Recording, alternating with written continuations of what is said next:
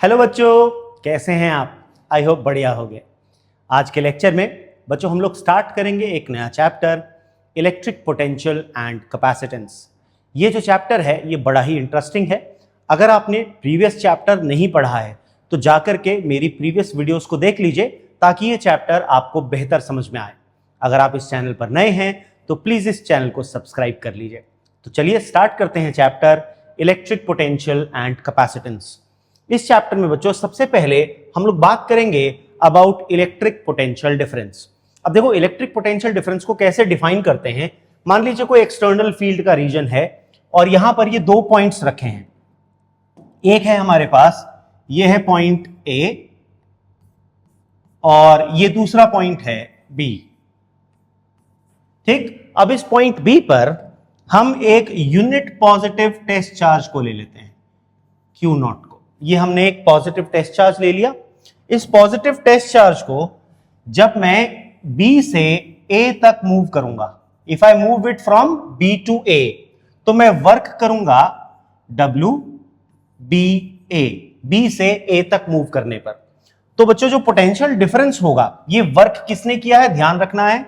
This work is done by an external agent. ये work एक external agent कर रहा है against the electrostatic force, B से A तक ले जाने में। तो जो पोटेंशियल डिफरेंस होगा A और B के बीच का, VAB, जिसको हम लिखेंगे VA माइनस VB, बच्चों ये हो जाएगा work done by external agent in moving from B to A divided by the test charge Q not.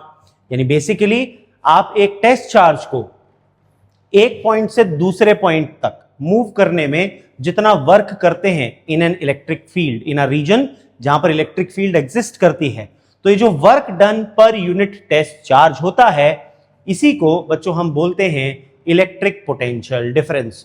तो इलेक्ट्रिक पोटेंशियल डिफरेंस और कुछ नहीं है, यह है simply work done per unit test charge. Unit test charge को एक point से दूसरे पॉइंट तक मूव करने में इन a reason of electric field जितना वर्क डन एक एक्सटर्नल एजेंट करती है, उस वर्क को अगर हम उस चार्ज के मैग्नीट्यूड से डिवाइड कर दें तो हमें मिल जाता है उन दोनों पॉइंट्स के बीच का पोटेंशियल डिफरेंस। इस तरह से हम पोटेंशियल डिफरेंस को डिफाइन करते हैं। अभी जो पोटेंशियल डिफरेंस होता है, इसकी जो एसआई यूनिट है बच्चों, वो वोल्ट ही होती है। इसको हम कैपिटल V से डिनोट करते हैं, इसकी ऐसा यूनिट वोल्ट होती है। अगर आप इसका डायमेंशनल फॉर्मूला निकालें, पोटेंशियल डिफरेंस का डायमेंशनल फॉर्मूला, तो वो हो जाएगा वर्क अपॉन चार्ज। वर्क का डायमेंशनल फॉर्मूला होता है बच्चों ml स्क्वायर T-2 और चार्ज का डायमेंशनल फॉर्मूला होता है AT। तो हमारे पास पोटेंशियल का डायमेंशनल फॉर्मूला बन गया ml स्क्वायर T-3 A-1। ये बन जाता है पोटेंशियल डिफरेंस का डायमेंशनल फॉर्मूला। ठीक, हम कैसे डिफाइन करते हैं? The potential difference between two points in an electric field may be defined as the amount of work done in moving a unit positive charge from one point to the other against electrostatic forces. इसको हम 1 Newton metre पर coulomb या 1 joule पर coulomb 1 volt की definition बन जाती है। अब अगर हम पोटेंशियल डिफरेंस के बेसिस पर डिफाइन करने लगे ऐसा यूनिट वोल्ट को, वो कैसे कर सकते हैं? हमने कहा पोटेंशियल डिफरेंस का फॉर्मूला होता है वर्क अपॉन टेस्ट चार्ज। अगर टेस्ट चार्ज 1 कूलम का हो और इसको मूव करने में मैं 1 जूल का वर्क कर दूं, यानी मैं कह सकता हूं 1 वोल्ट बराबर 1 जूल पर कूलम के। यानी बेसिकली अगर आप 1 जूल का वर्क करें 1 कूलम के चार्ज को एक पॉइंट से दूसरे पॉइंट तक मूव करने में, तो उन दोनों पॉइंट्स के बीच का जो पोटेंशियल डिफरेंस निकल करके आएगा वो बन जाएगा 1 वोल्ट का। तो इस तरह से आप 1 वोल्ट को डिफाइन कर सकते हैं। The potential difference between two points in an electric field is said to be 1 volt if 1 joule of work has to be done in moving a positive charge of 1 coulomb from one point to the other against the electrostatic forces. Electrostatic forces के against आप उसे move करने में जो work करते हैं वो हो जाता है 1 वोल्ट। अगर आप 1 जूल का वर्क करेंगे 1 कूलम के चार्ज को मूव करने में, तो potential difference between the points will be 1 volt. I hope आपको ये बात समझ में आ गई। अब ये जो पोटेंशियल डिफरेंस का कॉन्सेप्ट है, इसी को यूज करके हम डिफाइन करते हैं इलेक्ट्रिक पोटेंशियल को। इलेक्ट्रिक पोटेंशियल की डेफिनेशन इसी पोटेंशियल डिफरेंस के बेसिस पर बनती है। देखिए कैसे, मान लीजिए ये पॉइंट हमारा ए है, अब जो बी पॉइंट है वो हमने यहां ले लिया। कहां ले लिया जी? इंफिनिटी पर। और ये अज्यूम किया जाता है, हमेशा याद रखेंगे ये एक अजम्पशन है बच्चों, this is an assumption. Assumption क्या लेकर के चलनी है कि लेट द पोटेंशियल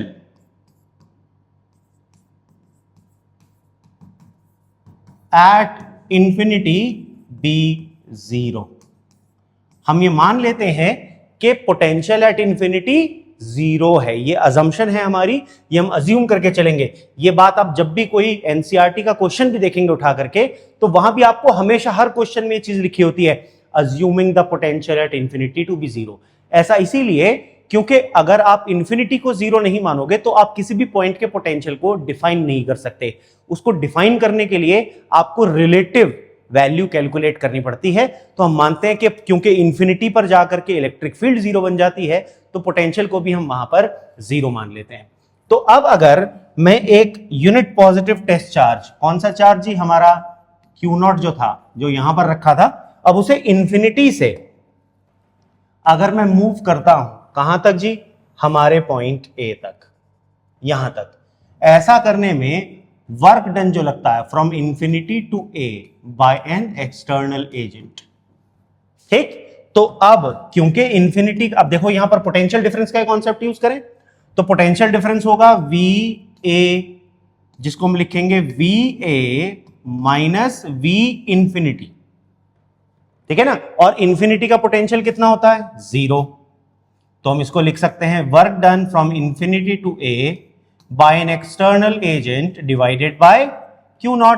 तो basically potential at a point बन जाता है work done from infinity to that point divided by the test charge. क्योंकि V इंफिनिटी जो होता है, यहां पर हमें याद रखना है कि जो V इंफिनिटी है उसको हमने अज्यूम किया है कि इंफिनिटी का पोटेंशियल कितना है बच्चों? वो जीरो अज्यूम किया गया है। तो इस तरह से हम पोटेंशियल एट अ पॉइंट को डिफाइन कर सकते हैं by using the concept of potential difference. तो यहां पर बेसिकली आप इलेक्ट्रिक पोटेंशियल को कैसे डिफाइन करोगे? हम कहेंगे अगर हमारे पास एक यूनिट पॉजिटिव टेस्ट चार्ज है, उसको इंफिनिटी से उठा करके किसी पॉइंट तक लाने में against the force of electrostatic repulsion हमने जितना वर्क किया है वो वर्क बराबर हो जाता है किसके? पोटेंशियल के एट दैट पॉइंट, क्योंकि यूनिट पॉजिटिव टेस्ट चार्ज लिया है। अगर आप Q0 टेस्ट चार्ज मानेंगे तो वो वर्क अपॉन चार्ज हो जाएगा, तो पर यूनिट चार्ज बन जाता है ऑटोमेटिकली ये बात, ठीक है ना। तो इसी को हम लोग बोलते हैं इलेक्ट्रिक पोटेंशियल। अब ये जो इलेक्ट्रिक पोटेंशियल की वैल्यू है यहां पर जैसा आप देख रहे हैं, अगर हम इसको डिफाइन करें, हम ये अगर मान लो मैं इसे यहां से ऐसे लेकर के आऊं या बीच में से सीधा ले आऊं, तो क्या पोटेंशियल की वैल्यू चेंज होगी? आंसर है नो। इसका रीजन क्या है? इसका रीजन है ये जो इलेक्ट्रिक फोर्सेस हैं ये कंजर्वेटिव होती हैं। और हमने क्लास 11th में पढ़ा था कि जो भी कंजर्वेटिव फोर्स होती है उसमें जो वर्क डन होता है, work done against a conservative force, किसी भी तरह की कंजर्वेटिव फोर्स के अगेंस्ट किया गया जो वर्क डन होता है वो इंडिपेंडेंट ऑफ पाथ होता है।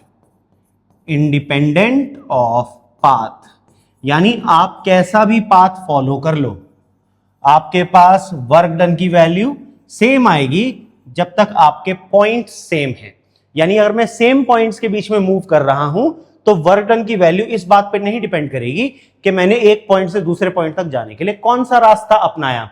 ये बात सिर्फ डिपेंड करती है पॉइंट्स की पोजीशन पर। अगर पॉइंट सेम है तो आप किसी भी रास्ते से उन पॉइंट्स के बीच में जाएं, वर्क डन की वैल्यू इंडिपेंडेंट रहती है, ठीक है ना। तो इसलिए पोटेंशियल की वैल्यू इस बात से डिपेंड नहीं करती कि आप किस रास्ते से उन चार्जेस के बीच में मूव कर रहे हैं। तो देखिए इलेक्ट्रिक पोटेंशियल को कैसे डिफाइन करेंगे? Electric potential at a point in an electric field is the amount of work done in moving a unit positive charge from infinity, infinity से उठा करके कहां तक ला रहे हैं? उस पॉइंट तक ला रहे हैं अगेंस्ट द इलेक्ट्रोस्टैटिक फोर्सेस, ठीक है ना। तो बन जाता है वर्क अपॉन चार्ज। अब क्योंकि ये भी वर्क अपॉन चार्ज है, इसकी ऐसा यूनिट भी सेम वोल्ट हो जाती है। सेम ही तरीके से यहां पर कॉन्सेप्ट बनता है। ठीक है ना बच्चों। अब अगर यहां से आपको कहा जाए, अब देखो यहां पर देखो क्या पॉइंट है, इलेक्ट्रिक पोटेंशियल को हम 1 वोल्ट कब कहेंगे? अगर आप इंफिनिटी से एक 1 कूलम के चार्ज को उठा करके लाए किसी एक पॉइंट तक, और वहां तक लाने में आपने कितना वर्क किया? 1 जूल का वर्क किया। तो जो पोटेंशियल होगा जिस पॉइंट पर आप लेकर के आए हैं उसकी वैल्यू होगी 1 वोल्ट। तो हम कह सकते हैं the electric potential at a point in an electric field is said to be 1 volt if 1 joule of work has to be done in moving a positive charge of 1 coulomb from infinity to that point against the electrostatic forces। तो electrostatic forces के against जब हम move करते हैं तो 1 joule का work अगर आपने 1 कूलम के चार्ज को मूव करने में किया तो उस पॉइंट पर जिस पर आप चार्ज को ला रहे हैं उस पॉइंट का पोटेंशियल बन जाता है बच्चों 1 वोल्ट। ठीक, अब हम बात करेंगे electric potential due to a point charge की। बड़ा ही मजेदार कॉन्सेप्ट है, ध्यान से समझिएगा। एक पॉइंट चार्ज का इलेक्ट्रिक पोटेंशियल हमें कैलकुलेट करना है। यह फॉर्मूला है KQ/R होता है फॉर्मूला। अब देखते हैं कैसे डिराइव करना है। बहुत ही आसान डेरिवेशन, बहुत ही सिंपल कॉन्सेप्ट है। देखिए, मान लीजिए मैंने कहा यह है मेरे पास एक चार्ज कैपिटल Q, मुझे इसका पोटेंशियल कैलकुलेट करना है किस पॉइंट पर? यहां तक मान लो, ये हमने मान लिया यहां पर है इंफिनिटी। ठीक है जी। अब मुझे इस पॉइंट का पोटेंशियल निकालना है। मान लीजिए ये है एक पॉइंट A, ठीक है। इस पॉइंट A पर मैंने एक यूनिट पॉजिटिव टेस्ट चार्ज को रख दिया, Q0 मान लिया। सपोज मैंने Q0 चार्ज को यहां पर रख दिया। ठीक है जी। अब इसकी जो दूरी है, सपोज वो है R। ठीक, अब मैं इस पॉजिटिव चार्ज को मूव करता हूं एक छोटे से डिस्टेंस से। कितने डिस्टेंस से? dr, और ये पास में रखे एक पॉइंट B पर आ जाता है। ये दोनों पॉइंट्स याद रखना इतने पास हैं कि इन पॉइंट्स पर जो फोर्स है उसकी वैल्यू चेंज नहीं हो रही। तो हम कहते हैं इस पर जो इलेक्ट्रोस्टैटिक फोर्स ऑफ रिपल्शन लगनी थी वो इधर लगनी थी F। ठीक है बच्चों, तो ये फोर्स F उधर लगनी थी, हमने मूव इधर किया है। तो अब इसको मूव करने में हमने जो छोटा सा वर्क किया, small work done in moving charge Q0 through a small distance dr, एक छोटे से डिस्टेंस dr से जब मैं एक चार्ज को मूव करता हूं तो जो छोटा सा वर्क करूंगा dw, वो आ जाएगा बच्चों F vector dot dr vector. ये हम पढ़ चुके हैं क्लास 11th में। वर्क का फॉर्मूला होता था F dot S, dot product यहां पर यूज होता है, और हमें पता है A डॉट B को अगर हम एक्सपैंड करें तो फॉर्मूला निकल करके आता है AB cos थीटा। ठीक है ना। तो यहां पर आ जाएगा F इंटू dr। अब देखो F इधर की तरफ है और dr इधर की तरफ है, तो दोनों हो गए एक दूसरे से ऑपोजिट, थीटा बन गया 180 डिग्रीज। तो ये आ जाएगा F dr cos 180 डिग्रीज। ठीक, ये जो cos 180 होता है इसकी वैल्यू -1 होती है, तो ये आ गया -F dr। आई होप आपको बात समझ में आ गई। अब अगर मैं इसे इंफिनिटी से किसी पॉइंट तक लेकर के जा रहा हूं या इस पॉइंट को कहीं दूर लेकर के जा रहा हूं इंफिनिटी तक, तो मैं वो वर्क कैसे निकाल सकता हूं? ये तो छोटा सा वर्क था। अब अगर मुझे टोटल वर्क निकालना है बच्चों तो मुझे उसके लिए करना पड़ेगा इंटीग्रेशन। ठीक है ना।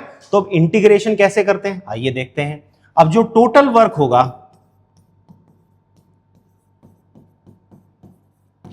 इन ब्रिंगिंग a charge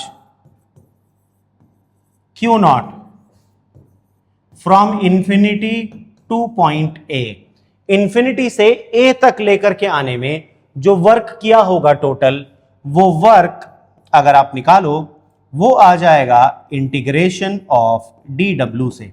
यानी हमने जो छोटा सा वर्क dw है इसका करना पड़ेगा इंटीग्रेशन। तो अगर हम इसको इंटीग्रेट करें तो इंटीग्रेशन ऑफ, अब देखो एफ डी आर आ गया। एफ की वैल्यू है बच्चों K Q into Q naught upon R square into D R. देखो ये बन जाएगी एफ की वैल्यू, है ना भाई। कूलम्स लॉ याद है सबको, फोर्स का फॉर्मूला क्या होता था, K Q one Q two upon R square. वो आ गई हमारे पास वैल्यू। वो वैल्यू अब आप यहां रख दीजिए, तो आप लिखोगे minus K Q into Q naught R square into D R. कहां से कहां तक बच्चों, इन्फिनिटी से लेकर के आर पॉइंट तक हम लेकर के आए हैं। ठीक, तो अब देखो माइनस के बाहर आ गया, क्यू बाहर आ गया, क्यू नॉट बाहर आ गया, इंटीग्रेशन हो रहा है आर की पावर -2 डी आर का इंफिनिटी से आर तक। अब अगर आपको याद हो यहां पर जो फॉर्मूला लगना है इंटीग्रेशन का बच्चों, वो है इंटीग्रेशन ऑफ एक्स की पावर एन डी एक्स होता है एक्स की पावर n+1 अपॉन n+1। तो अगर आप देखो यहां पर -2+1 अपॉन -2+1 यानी r की पावर -1 अपॉन -1 आ जाएगा मेरे पास, है ना। तो मैं लिखूंगा minus K Q Q naught -1 upon R बन जाएगा। कहां से कहां तक, इंफिनिटी से आर तक। अब ये माइनस और माइनस हो गए कैंसिल। अब एक बार हम रखेंगे अपर लिमिट, एक बार रखेंगे लोअर लिमिट, यस और नो। तो हमारे पास जो वर्क डन आ जाएगा उसका फॉर्मूला आ जाएगा K Q Q naught 1 upon R minus 1 upon infinity. 1 upon infinity होता है 0, तो वर्क डन की वैल्यू आ गई K Q naught into Q upon R. ये तो वर्क डन आ गया। अब अगर आप पोटेंशियल की वैल्यू याद करो, पोटेंशियल का कॉन्सेप्ट क्या था, पोटेंशियल को अगर आपको डिफाइन करना था तो आप कह सकते थे work done upon test charge. तो टेस्ट चार्ज क्यू नॉट यहां से हट जाएगा, तो फॉर्मूला आ जाएगा के क्यू अपॉन आर। ये बन गया potential due to a point charge. ठीक है, तो पॉइंट चार्ज का पोटेंशियल अगर आप ध्यान से देखो दो फैक्टर्स पर डिपेंड करता है। पहला जी, potential depends on the magnitude of charge. दूसरा, potential is inversely proportional to the distance. अब क्योंकि इनवर्सली प्रोपोर्शनल है तो हमें यह बात पता है इनवर्सली प्रोपोर्शनल के लिए जो ग्राफ होता है वो बनता है रेक्टेंगुलर हाइपरबोला। तो हाइपरबोलिक ग्राफ बनेगा अगर आप एक पॉइंट चार्ज के पोटेंशियल को प्लॉट करना चाहेंगे तो। ठीक है, आई होप सबको समझ में आ गया। ये था electric potential due to a point charge. अब अगर हम इसके पोटेंशियल को प्लॉट करें, देखिए एक पॉइंट चार्ज का इलेक्ट्रिक फील्ड अगर आप देखो, इलेक्ट्रिक फील्ड का फॉर्मूला होता था K Q upon R square. इसका मतलब E is inversely proportional to R square. लेकिन अगर आप पोटेंशियल की बात देखो तो V equals to K Q upon R. इसका मतलब V is inversely proportional to R. तो ये दो रिलेशन है, इलेक्ट्रिक फील्ड का कंपैरिजन है। Electric field inverse square law follow करती है, और अगर आप पोटेंशियल को देखें पॉइंट चार्ज के लिए वो इनवर्स है, V inversely proportional to R। तो अगर हम इनके ग्राफ को प्लॉट करें, ये ग्राफ्स कुछ इस तरह से आते हैं हमारे पास। ये जो आप रेड वाला ग्राफ देख रहे हैं ये है इलेक्ट्रिक फील्ड का, और ये जो ब्लैक वाला ग्राफ देख रहे हैं ये है पोटेंशियल का। पोटेंशियल का रेक्टेंगुलर हाइपरबोला होता है। ठीक है, अब अगर आप इन दोनों फॉर्मूला में, बच्चों देखो ध्यान से देखो, अगर आप R की वैल्यू 1 डाल दो तो E का आंसर आएगा के क्यू। इसमें अगर आप R की वैल्यू 1 डाल दो देखो तो V का आंसर भी आ जाएगा के क्यू। इसका मतलब यह है डिस्टेंस R इक्वल्स टू 1 पर इलेक्ट्रिक फील्ड और पोटेंशियल बराबर होते हैं। इसका मतलब ये जो दोनों ग्राफ्स हैं they should intersect at R equals to 1। आप नोटिस करो, देखो R की वैल्यू 1 है जहां पर ये दोनों ग्राफ्स एक दूसरे से इंटरसेक्ट हो रहे हैं। तो हमें बात याद रखनी है, at R equals to 1 unit distance पर एक पॉइंट चार्ज का इलेक्ट्रिक पोटेंशियल और इलेक्ट्रिक फील्ड दोनों के मैग्नीट्यूड्स बराबर होते हैं। आई होप आपको ये बात समझ में आ गई। चलिए अब देखते हैं, अगर हमारे पास ढेर सारे चार्जेस हैं, ठीक है ना, if we have n system of charges, उन सिस्टम ऑफ चार्जेस का पोटेंशियल कैसे निकालते हैं। तो बच्चों यहां पर एक चीज याद रखनी है, क्योंकि पोटेंशियल एक स्केलर क्वांटिटी है। पोटेंशियल कैसी क्वांटिटी है, स्केलर क्वांटिटी होती है बच्चों। इसकी वजह से पॉजिटिव चार्ज के लिए पोटेंशियल पॉजिटिव माना जाता है और नेगेटिव चार्ज के लिए पोटेंशियल नेगेटिव माना जाता है। तो अगर आपके पास कोई पॉजिटिव चार्ज होगा उसके पोटेंशियल को प्लस साइन के साथ लिखेंगे, और अगर कोई नेगेटिव चार्ज होगा तो उसके पोटेंशियल को हम माइनस साइन के साथ लिखते हैं। ठीक है ना, तो जब हम ऐड करेंगे तो तो यहाँ पर एल्जेब्रिक सम किया जाता है। तो देखिए मान लीजिए मेरे पास ये एक चार्ज है, लेटर से ये है चार्ज Q1, ये है एक दूसरा चार्ज Q2 और ये है एक तीसरा चार्ज Q3। इन सब चार्जेस का पोटेंशियल मुझे कैलकुलेट करना है at some given point P। मुझे इस पॉइंट P पर इन तीनों चार्जेस का पोटेंशियल निकालना है। Q1 से P की दूरी है R1, Q2 से P की दूरी है R2 और Q3 से P की दूरी है R3। तो अगर मैं नेट पोटेंशियल निकालूं, ये इन तीनों पोटेंशियल्स का सम हो जाएगा। बच्चों यहां पर आपको बात याद रखनी है कि ये जो सम होता है, यहां पर ये जो हम सम कर रहे हैं, this some is algebraic sum.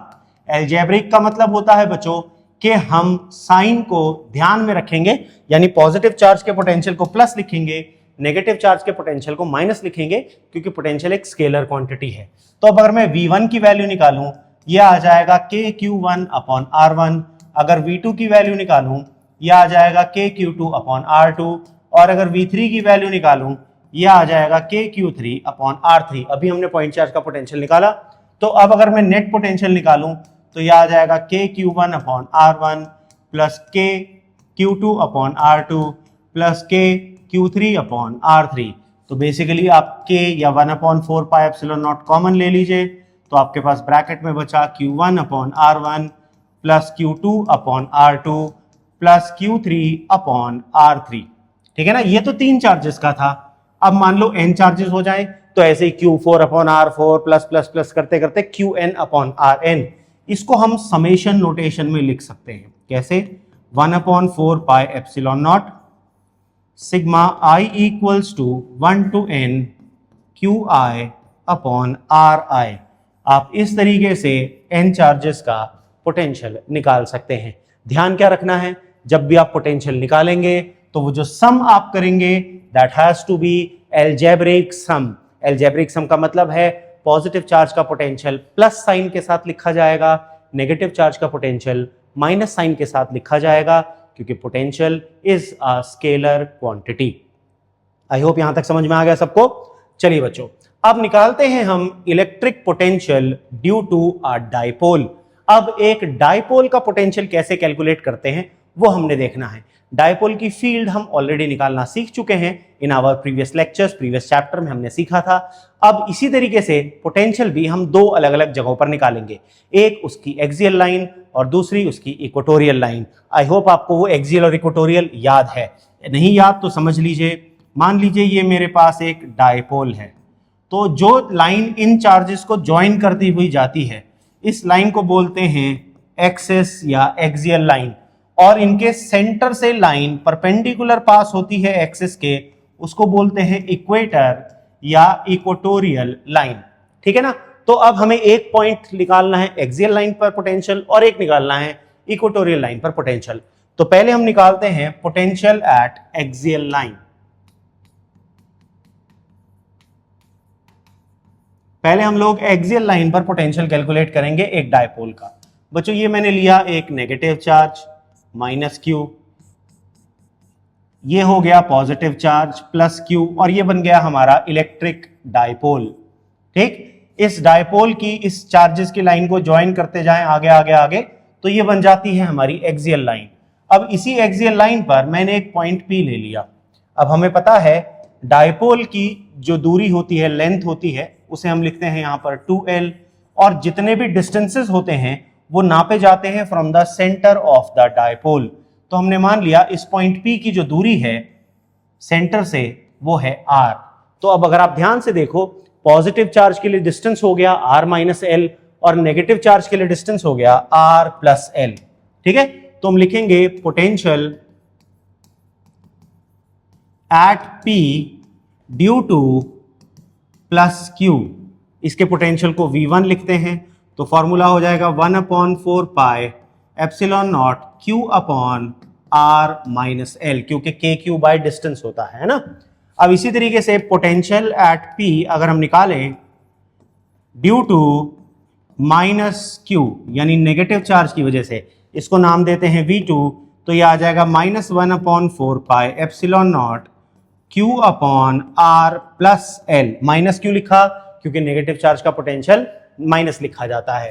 अब पोटेंशियल, नेट पोटेंशियल अगर हमें निकालने को कहा जाए, net potential at point P, अगर पॉइंट P पर नेट पोटेंशियल निकालना है तो उसे हम बोलेंगे V एक्सियल, वो आ जाएगा बच्चों V1 प्लस V2, लेकिन सम कौन सा किया जाएगा, एलजेब्रिक, यानी अगर माइनस साइन है तो वो माइनस के साथ ही लिखा जाएगा, ठीक है ना। तो हम लिखेंगे V एक्सियल इक्वल्स टू, अगर आप ध्यान से देखो Q और 4 पाई एप्सिलॉन नॉट कॉमन आ जाएगा, यहां बचेगा 1 upon R minus L minus 1 upon R plus L, यही बचेगा हमारे पास। अब अगर आप यहां से एलसीएम ले लो तो बच्चों एलसीएम बन जाएगा हमारे पास r square minus L square, a minus b into a plus b हो जाता है a square minus b square, ये बन जाएगा आर प्लस एल और माइनस आर प्लस एल, ये प्लस आर और माइनस आर कैंसिल हो गए तो बन गया ऊपर 2l। तो मेरे पास V एक्सियल जो बना बच्चों वो आ गया Q into 2l upon 4 pi epsilon naught R square minus L square. अब हमें ये बात पता है क्या जी, कि अगर आप Q को, चार्ज को डायपोल लेंथ से मल्टीप्लाई करते हो तो वो होता है डायपोल मोमेंट P, है ना। तो ये जो Q इंटू 2l है इसकी जगह में डायपोल मोमेंट लिख सकता हूं, तो मेरे पास बन गया V एक्सियल बराबर P upon 4 pi epsilon naught R square minus L square. बच्चों ये बन जाता है potential at any point on the axial line, ठीक है। अब इस एक्सियल लाइन पर ये पोटेंशियल तब है जब R और L कंपेरेबल हैं। अगर मान लो ये जो R है ये बहुत ज्यादा हो जाए तो ये जो R square minus L square है ये अप्रोक्सीमेटली आर स्क्वायर ही बन जाएगा। तो आपके पास फॉर्मूला बन जाएगा V axial equals to P upon 4 pi epsilon naught R square. अगर आप याद करो axial field 2P upon 4 pi epsilon naught R cube थी, तो डिस्टेंस में एक पावर कम आती है। पोटेंशियल के पास अगर आप निकालो तो आपके पास एक पावर कम आती है इन डिस्टेंस। आई होप सबको समझ में आ गया। ये था electric potential at any point on the axial line of a dipole. अब हम करेंगे बच्चों potential at a point on equatorial line. अब हम इक्वेटोरियल लाइन पर पोटेंशियल को देखेंगे, है ना, इक्वेटोरियल लाइन का पोटेंशियल। अब इक्वेटोरियल लाइन क्या होती है अभी मैंने आपको बताई भी थी। मान लीजिए ये है नेगेटिव चार्ज और ये है हमारे पास पॉजिटिव चार्ज, है ना। तो इनके सेंटर से एक लाइन अगर आप परपेंडिकुलर बनाएंगे जो सेंटर से पास हो रही हो, इसी को बोलते हैं बच्चों इक्वेटोरियल लाइन, ठीक है। तो अब हम इन डिस्टेंस को लिख लेते हैं जरा, हमारे लिए काम आसान हो जाएगा समझना। हमने कहा ये जो पॉइंट P है ये सेंटर O से R दूरी पर है। अब मुझे पता है ये डिस्टेंस भी L है, ये डिस्टेंस भी L है, तो बच्चों हमें ये बात पता है ये जो डिस्टेंस हो जाएगा हर चार्ज का वो हो जाएगा under root R square plus L square. कैसे आया बच्चों, ये आया बाय यूजिंग पाइथागोरस थ्योरम। तो अब हर पोटेंशियल के लिए हमें दो ही चीजें चाहिए होती हैं, एक चार्ज का मैग्नीट्यूड और दूसरा उसका डिस्टेंस, उसकी दूरी, ठीक है ना। तो ये माइनस क्यू है और ये है प्लस क्यू चार्ज। तो अब अगर मैं निकालूं potential at P due to plus q का पोटेंशियल लिखें तो वो हो जाएगा 1 upon 4 pi epsilon naught Q upon distance, यानी under root of are square plus L square. इसी तरीके से अगर मैं पोटेंशियल एट P निकालूं ड्यू टू माइनस क्यू तो बच्चों उसको लिखेंगे V2, वो हो जाएगा minus 1 upon 4 pi epsilon naught Q upon under root of are square plus L square, यही बन गया। अब जो नेट पोटेंशियल होगा, नेट पोटेंशियल एट P, अगर हम उस नेट पोटेंशियल को निकालें V को तो हम इन सबको कर देंगे ऐड। ये जो दोनों पोटेंशियल थे इनको कर देंगे ऐड। और ध्यान क्या रखना है फिर से यहां पर बच्चों, ध्यान ये रखना है कि ये जो सम हम कर रहे हैं it has to be algebraic sum. Algebraic का मतलब पॉजिटिव के पोटेंशियल को प्लस और नेगेटिव के पोटेंशियल को माइनस। तो V आ जाएगा 1 upon 4 pi epsilon naught Q upon under root of are square plus L square minus 1/4 pi epsilon naught Q upon under root of are square plus L square. Minus क्यों लगाया?